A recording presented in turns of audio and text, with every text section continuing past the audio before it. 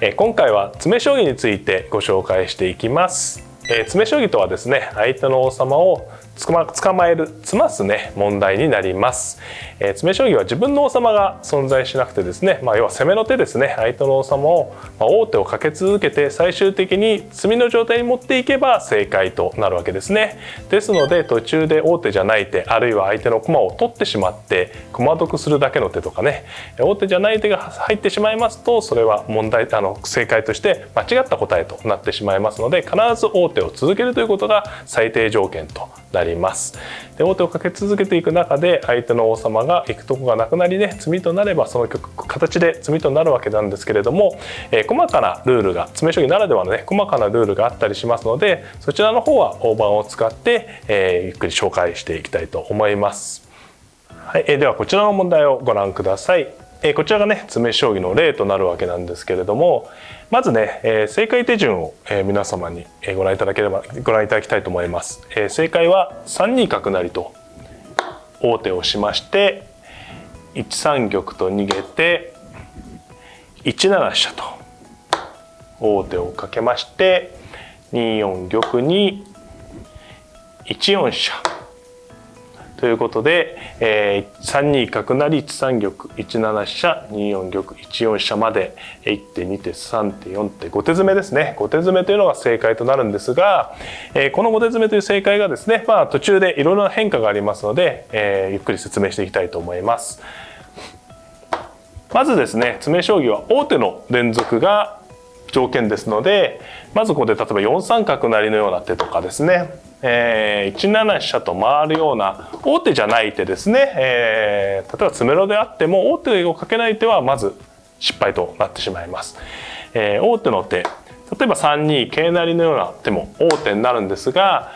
ここでですね、詰め将棋は、最善のところに逃げる、玉型の逃げる方法ですよね。逃げ方も必ずね、ちゃんと正しい方向に逃げるというのが、要素になります。例えばこの3二桂成に対して、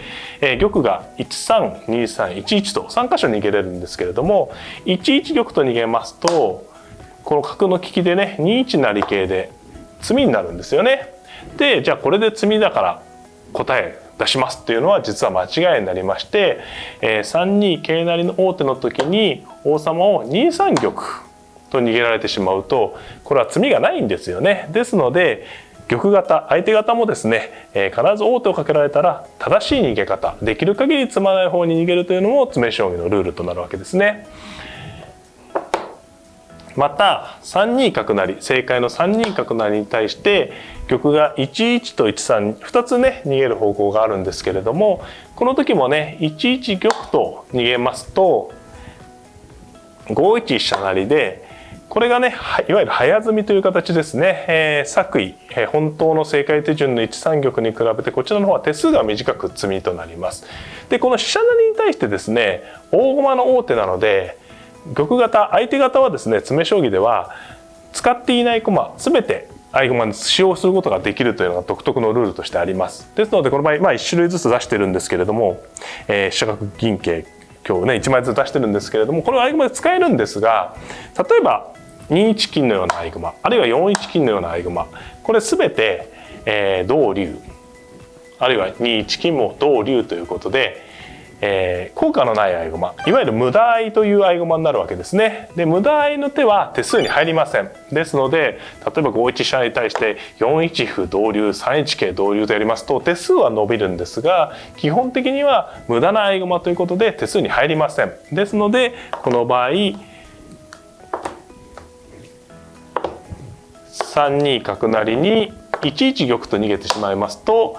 1手2手最後攻め方の3手という3手で詰みになってしまうわけですね。で、これは先ほど最初にですねお伝えした詰みの5手に比べて短い詰みとなるので、間違いの答えとなるわけですね。ですので3二角成に対しては1三玉と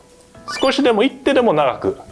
手数長く逃げれるように逃げるというのが詰め将棋のルールです。で、1三玉に対して、1七飛車と。これね、王手、これも王手が大事ですからね、5三飛車成のような手もあるんですけれども、この場合は2四玉と逃げられて、王手を連続してもですね、最終的に詰めなければ、当然間違いとなってしまうわけですね。ですので、王手だけでしたら3一馬のような手も王手になるんですが、後手の方にね、相手方の方に玉型の方に駒を受けてね、受けられてしまうので、これも不正解。正解は1七飛車と遠くから王手をします。さあこれもね、ちょっと難しいところなんですけれども、遠くからの王手なんでね、当然合駒ができそう。ただし、1六や1五に打つのは無駄合いですね。何も駒が効いていないので取られてしまって無駄な合駒です。じゃあ1四に打つのはどうか。これも実はここに馬がいますので、同飛車と取られてしまうと効果がないんですよね。ですのでいずれも無駄合い。なので残る玉型の応手は2四玉と逃げる手になるんですけれども、この時に1四飛車といて全て3二角成1七飛車1四飛車は全ての王手の手で、最終的にこの局面は後手の王様がこのね3六に歩がいますので逃げ場がない、いわゆる詰みの形になりますので、これが正解となります。今回は詰将棋についてご紹介させていただきました。詰将棋というのはですね、相手の王様をご覧いただいた通り詰ますというねことに特化した練習法問題になるわけなんですけれども、詰将棋は1手詰め3手詰めといった短い問題もですね、やはり解いていくのが上達の近道とされています。やはり将棋は最後に王様を詰ますというのがどうしても大事な要素になりますので、